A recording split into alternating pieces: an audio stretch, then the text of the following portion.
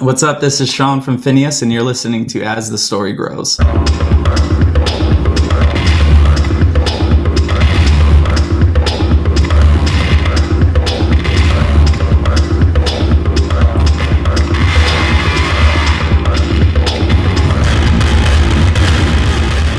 Welcome to the next chapter of As the Story Grows. I'm Brian Patton. This week, we welcome Phinehas frontman Sean McCulloch to the podcast. Phinehas just dropped their amazing new record, The Fire Itself, on Solid State Records. Sean talks about joining Phinehas and the process of taking over vocal duties, the band's troubled history with Red Chord Records, and being stoked to work with Solid State, and how 2020's COVID lockdowns shaped not only The Fire Itself, but also Sean as a person. I love Sean's honesty and how relatable his experience in 2020 was to my own. So I hope you guys enjoy getting to know Sean McCulloch of Phinehas.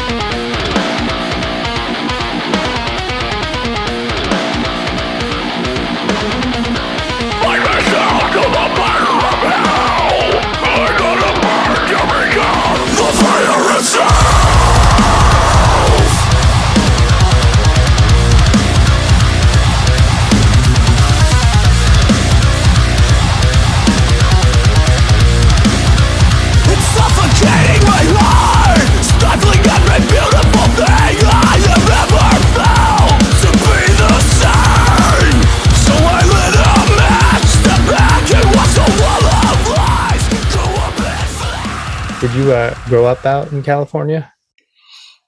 So when I was 5, I was born out here. And then when I was 5, my family moved to Texas, and I lived there for 13 years. And then I moved back out to California and spent 10 years out here. And then moved to Iowa to marry my wife. Nice. And we ended up, she's looking at me, and just making sure I'm not saying anything bad. and then we moved back out here halfway through 2019. So rad. That's rad. Well, did you meet her in school and she was from Iowa and you just went out that way, or? Actually met her in Des Moines. We played a show, and she had come out because our guitar player actually went to high school with her, and she was living in Des Moines now. And so, ended up hanging out. And I was like, I want that. So I started pursuing her. So that's awesome. What led you guys back to the West Coast, California? It just seemed like the right move. Gotcha. There's a little bit more, at least for me, there's a little bit more of an opportunity for a career out here. Yeah. And ended up, we're closer to family as well. Gotcha. But ended up landing a gig out here with a really cool solar company called Bright Life Solar that my buddy is the boss of. Oh, so nice. Now I am doing that, and it's a lot of fun. So That's awesome. What got you into music? What got me into music?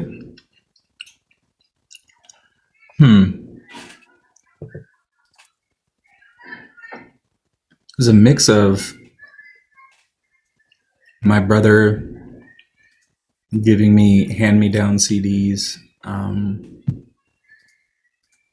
or burning me mixes, Yeah. or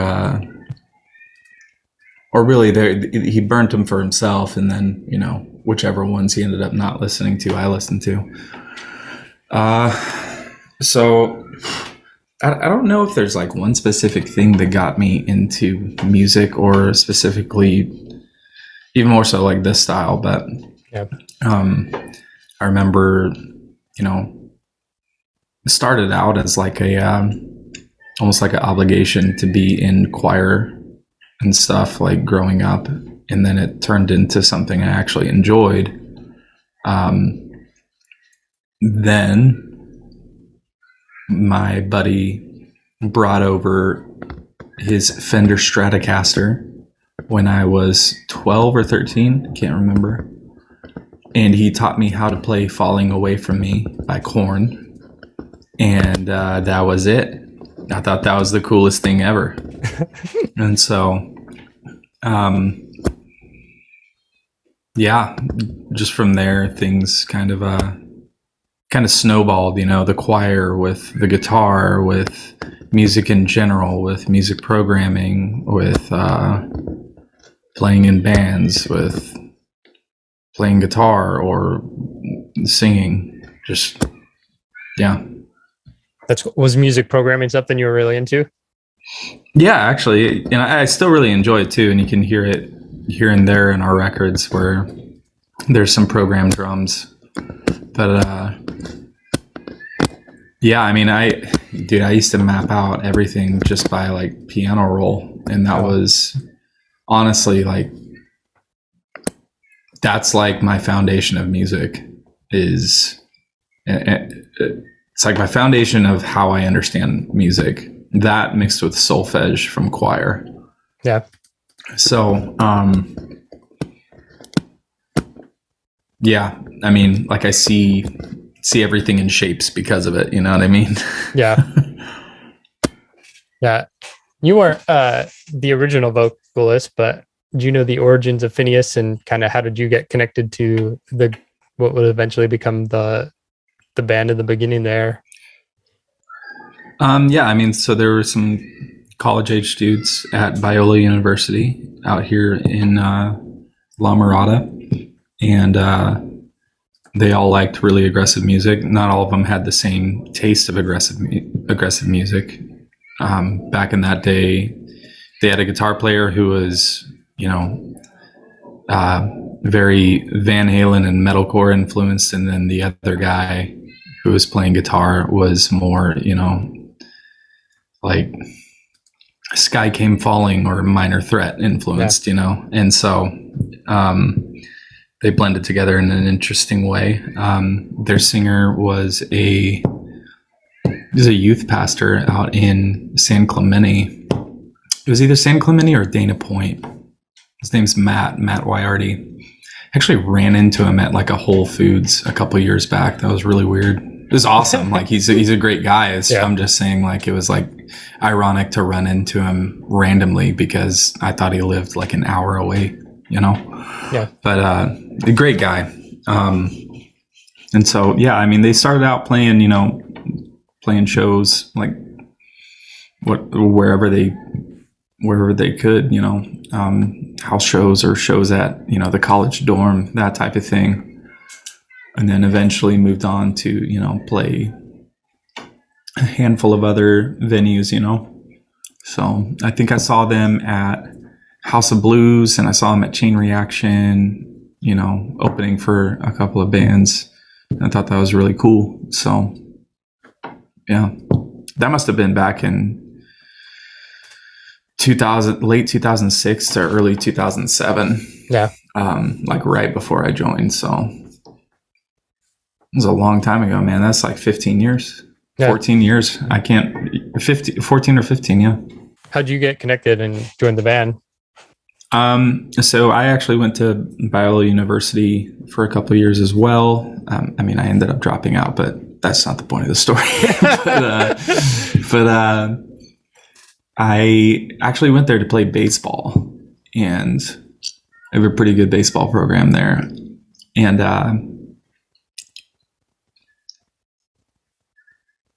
after one day that the coach just ran us all into the ground, I have no recollection of what happened, like, to cause that, but it was just a bad day. We were running foul poles for like an hour, and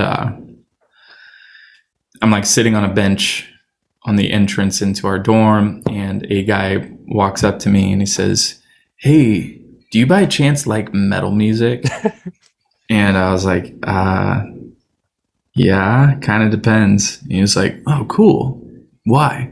It's like, if it has breakdowns or not. This is like 18-year-old me. Like, like breakdowns are still somewhat relatively new in my life, and so I'm just like committed to the breakdown, right?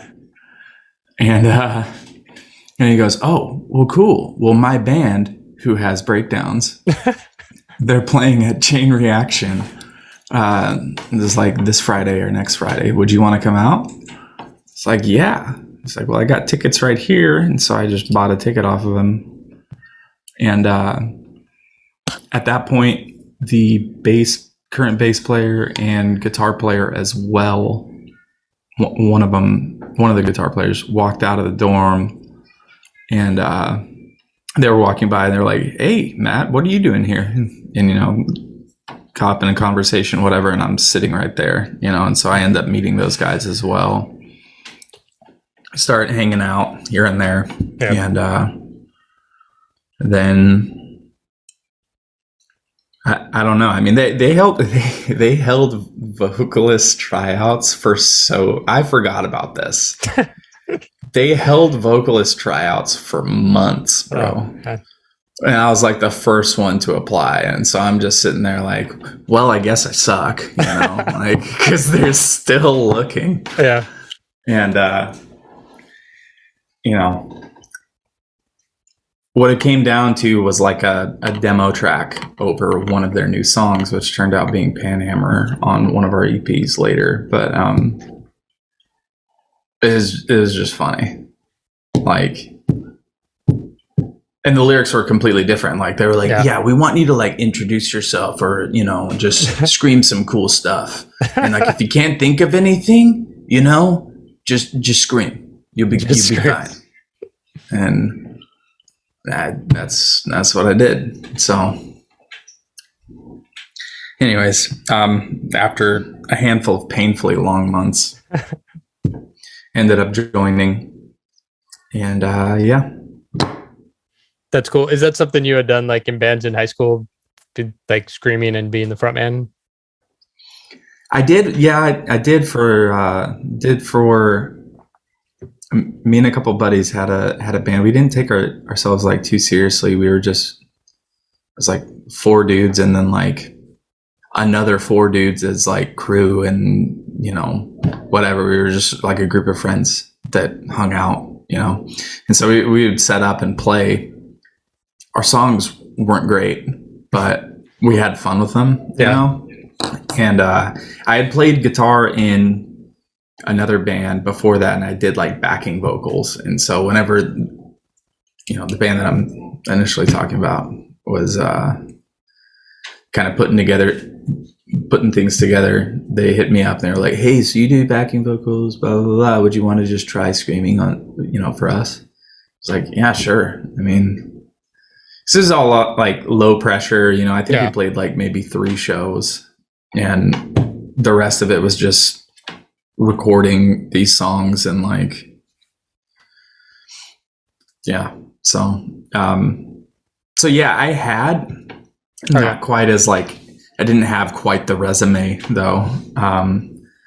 And maybe that's why they, took like 5 or 6 months to make their decision. So.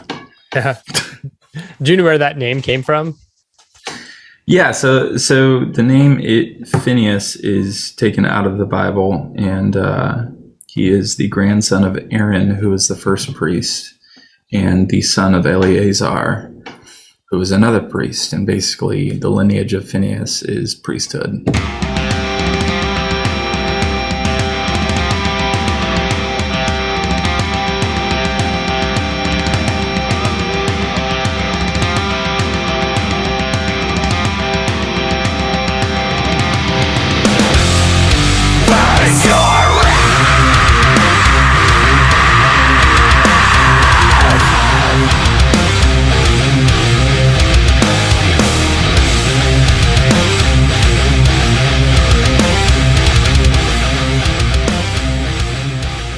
How'd you guys get connected with Red Chord Records? I have a question for you. Yeah. How do you know any of those people at Red Chord Records? Do I know them? No. Okay. You don't know them? No. I think your record was the only record I ever got from Red Chord. Okay.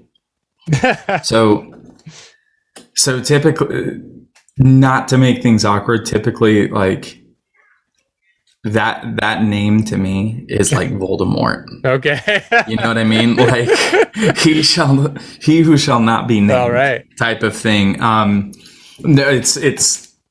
I mean, I'm joking, obviously, but like that was that wasn't the greatest gig for us. Yeah, I'll say that. While they did help us, push the God Machine's release, it was, there were just unkept promises, and there are a lot of things that got kind of weird. And so years down the road, like 7 years later, we finally get rights to our music back, type of thing, because the fallout was just like terrible. Did that have to do with their association with Victory? No, it had okay. it had to do with their association to the guy who founded it. All right. All right. Like that guy, to my knowledge, he screened our phone calls for a very long time because he didn't want to deal with us because we were trying to get our music back, because it does not belong to him. So he screened our phone calls. One of the guys on our management team had to pretty much put him in a corner and be like, this needs to happen, anyways, this is just, I don't need to get into a bad situation like that. It was, dude, it was, I'm not talking about threaten him or anything like that, but explain to, he explained to him the gravity of the situation, because this had been going on for years. I trusted you with my life, and you made it my own.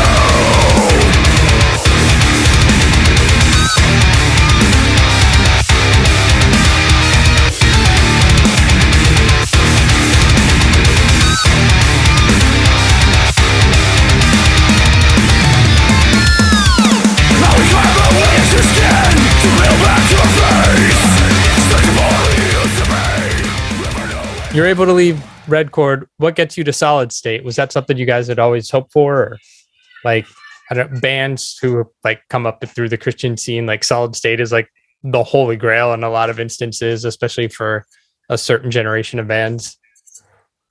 Right. So I'm actually super stoked to be a Solid State, man. I think they're really freaking awesome. I love Adam, Tyson, Marshall, all the people over there on the team, man. They really do some amazing work. And the only reason why I laughed at the beginning of that is because we actually signed with Artery over them prior to signing with Solid State. and a handful of years later, finally, now we're at we're with a label that we would call home. Yeah. And so, but that's kind of our MO, is to make things difficult for ourselves. Yeah. So we had talked with Adam for years, and we knew he was a great guy.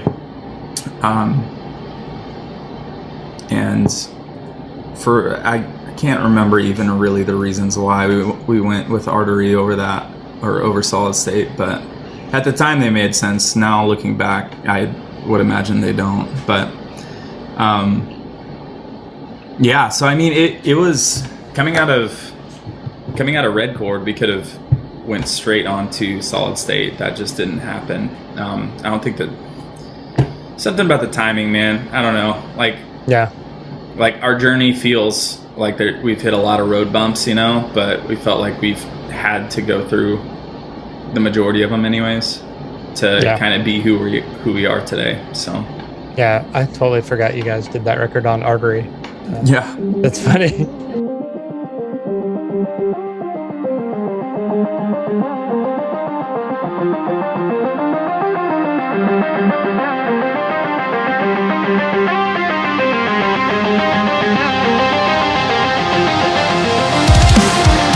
What is love without a cause? What is faith without loss? This is your price to pay. You have something to give. We're about to release The Fire Itself, your second record on Solid State, August 27. Bit of a delay between records. Is that because of COVID, or did you guys just take some time with you getting married and moving? And So, we released Dark Flag in 2017. Mm-hmm. We toured on that pretty extensively. Extensively? Why does that word sound wrong to me right now? I don't understand. Whatever. Pretty extensively in 2018, and our last tour was in spring of 2019. And, Dan and I had some ideas for songs and whatnot. So we were going to, while me and my family moved from Iowa cross country to California, and while Dan was starting to tour with Fit, and while that was going on, it just made sense to kind of take a little break. It wasn't like an intentional thing to it was never like a solidified thing that oh, we're on hiatus, you can retweet that, but it just kind of happened. And then going, we had some riffs in our pockets, whatever. We hadn't tracked any of them though. And then, obviously at the beginning of 2020, COVID happens. Yeah. And so at that point we're like, well, let's see what happens with this, right? And then, the entire year of 2020 just gets progressively worse and worse and worse, and just everybody in the world is having just the worst year, right? Yeah. So, and that was no different for any of us four dudes. You know what I mean? Everybody else had the worst year of their lives. So did we, And so, we found time here and there to write and to send demos back and forth at first. And I remember writing a good chunk of In the Night while I was at a solar install in Banning, California, up in the mountains. But it was spread out over a longer time, because at that point there was no rush, right? Yeah. It's like, what are we rushing for? Are we going to release this in 2020? The bad year of all bad years? Just the porta potty of years, if you will. Right. You know what I mean? And so we took our time with it, and I started meeting up with Dan.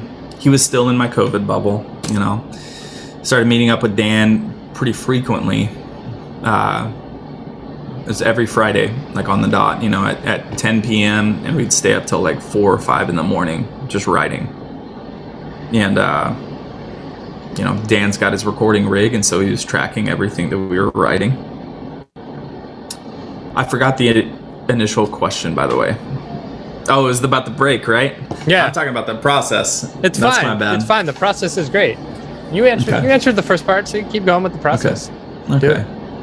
Well, dude, honestly, that's basically it though. It's just it was a lot of Fridays, and it was something in the midst of the chaos of what's going on in the world to look forward to, where we would prepare little demos for each other, going into each Friday type of thing, or we'd have riffs on deck, just ready. And so it just 27 into 2019, sure, we could have been better about writing a record, I guess, and released it in 2019, but looking back on it, that would have been kind of a bust, right? Right, you put a record out in November something, and then it's all right, big tour in February. Oh, fuck. Yep, and there it goes. And it's gone. And it's done. Yep. Because you guys took that time and knew you had time to write and record, were there things you wanted to try differently, or ideas you wanted to play with that you hadn't yet explored that you could work on musically? Or was it just we're just going to write the best Phinehas record we can and just stick to our lane but be excellent in it?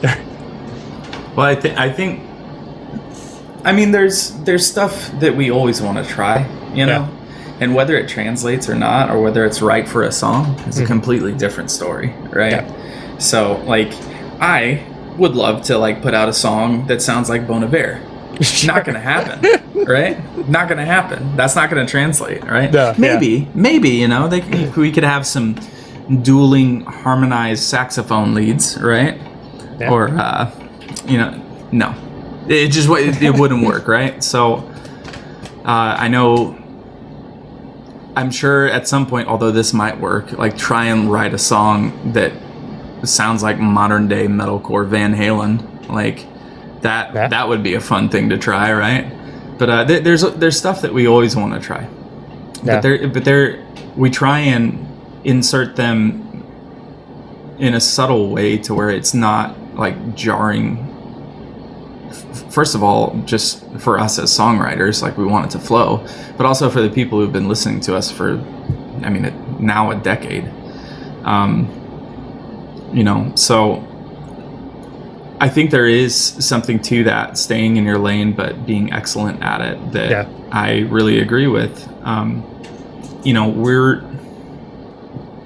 I love a lot of like the proggy stuff or the weird stuff or the stuff that's just out there, right? Or you listen to it and you're like, what the heck is this? And you have to listen to it like 10 more times before you understand it and stop hating it. But like, for us, I mean, we want a throwback sound that still like hooks you in a relevant way today, you know? Yeah. And, I don't know. That's the music that we like. That's the music that we listen to. Although we listen to pretty diverse stuff, like, you know, that's what we like to write. And trying to do anything outside of that, I feel like would be disingenuous. Is that how you say that word? I don't know how to say it. Yeah. Okay. No, it wouldn't be us, and it wouldn't be true to us dudes. And so, you know, like as much as we want to do right by the listener, we want to do right by ourselves, you know. Now that doesn't mean don't try anything different. Mm-hmm. Like there's a lot to be explored within metalcore, in my opinion, and there's a lot that hasn't been done in just perfecting like a really dang good song. Yeah, you know what I mean? Yeah, like throwing something different in does not mean, okay, we're gonna slow this part down to 32 BPM because that is exactly half of what the normal resting heart rate of a human being is, and when we go into this drop Z breakdown, it's going to give people an actual heart attack. Like, you know, like, yeah, like being different doesn't mean that. Yeah, you know what I mean? There's a lot of unique markers to where if you're a fan of the genre and you hear something, you know it's a certain band, right? Yeah. And so that still applies. Yeah. And so there's lots of different ways that we can evolve our style within it, and I don't feel like it's stale. I don't. Are there things that I've heard where I'm just like, oh my god, not this again? Like, yeah, absolutely. Yeah. But that's because then it's somebody else trying to copy somebody else. Yeah. You know what I mean? And so I don't know. Being different doesn't mean like one-upping everybody else. Like, how can we make this the most violent thing or whatever? Like, although that's super sick when somebody comes close to accomplishing it, though, right? That's super sick. Yeah. But like, that's not like, you know, for us the differences are in nuance. You know, so yeah. And it's funny that you mentioned Van Halen of metalcore, because like that guitar lead that opens Eternally Apart really has like Van Halen vibes to it, in my opinion. So sick. It's there. There you go. Done. That's awesome. Heck yeah. That's awesome. Are there any lyrical themes or things you wanted to touch on when you were writing this record? Yeah, I mean, really, like I said, everybody had the worst 2020, right? Mm-hmm. It's just complete, just massive pile of poop, right? Yep. Just any way you look at it. For me, a lot of things from my past, and a lot of things in my relationships, and a lot of things that I kind of put on the back burner as far as like my own mental health, I guess, kind of came to light, and I got put in a couple of positions in situations that were very hard for me, and coming out of that like a year later, having been going to therapy consistently, I'm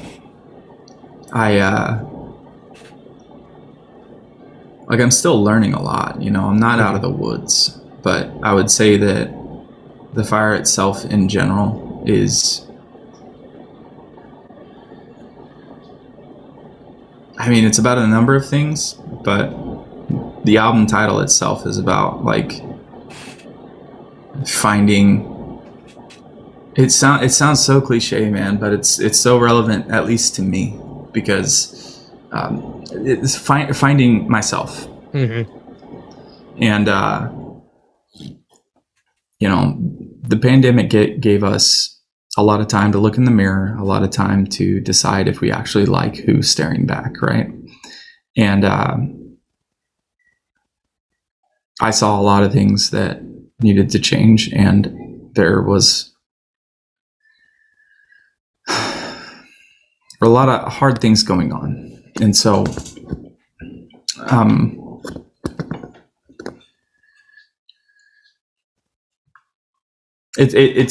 I'm sorry, I'm kind of scatterbrained right now, but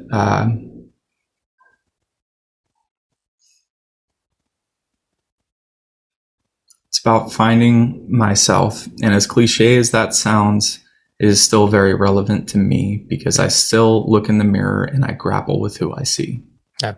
And so, I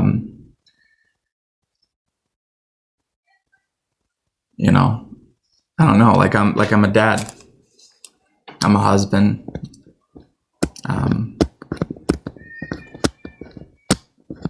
a handful of things, right? And I gotta be better. Yeah. Simply put, I gotta be better. And it's not just for myself anymore, and so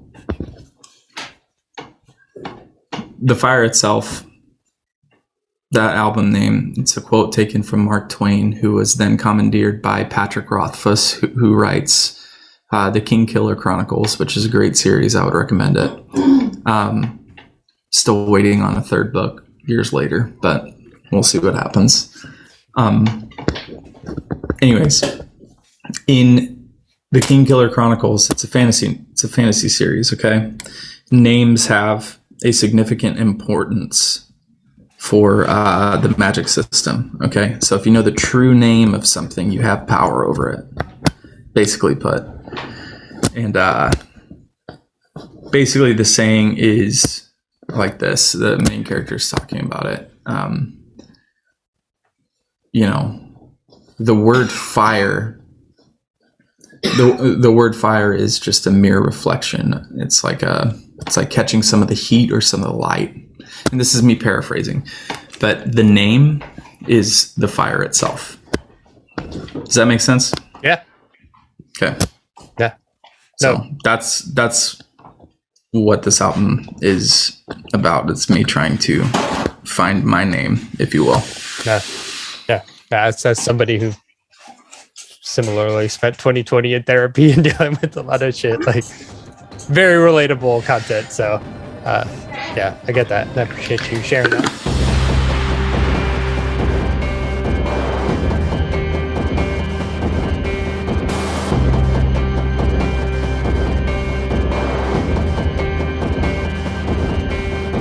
Pull me out of the water, pull me out of the sea, pull me out of the water. Don't let the waves take me. I walked on the surface, I was pulled beneath. Pull me out of the water, pull me out of the sea. Pull me out of the water before nothing's left of me. In all of this I've only learned how to sink. Your promise was worthless and your threats and down. It's not enough when you're drowning. Waves raise their thunder and send. What's the rest of this year look like? It seems like the world is catching fire again, or the states are catching fire again. I mean, do you guys have tour plans or hopes, or are you just kind of going to lay low and let the music speak for itself? As of right now, that's the plan, because I know Dan's got a pretty full plate. I know that we do want to play some shows. Mm-hmm. There's nothing set in stone, though. And I think that, I've even heard about bands like delaying their album release mm-hmm. because of, Delta strain coming back and whatnot. And, we set up these pre-order packages, and we are really excited to show people, and we're not changing the date. You know what I mean? Yeah. Like we're releasing it come hell or high water, because, in the event that there are more lockdowns, I would like to think that this record will help somebody.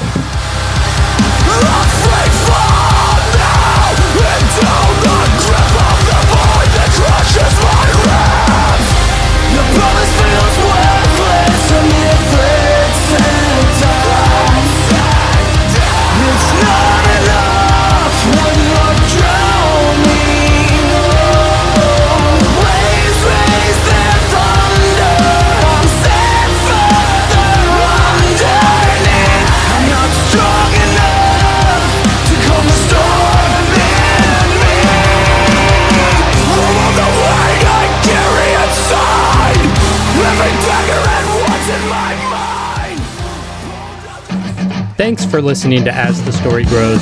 Our intro music was written and composed by Jeremy Hunt. The As the Story Grows theme is by Bob Nana. If you like what you hear, subscribe wherever you get your podcasts and give us a rating and review. If you'd like to support the show financially, you can join us at patreon.com/asthestorygrows. Be a part of our community and join the ongoing conversation over on Discord. If you enjoy this episode, share it on social media with your friends. Much appreciated, and thanks for listening. I never felt so young and alive as when I'm diving into a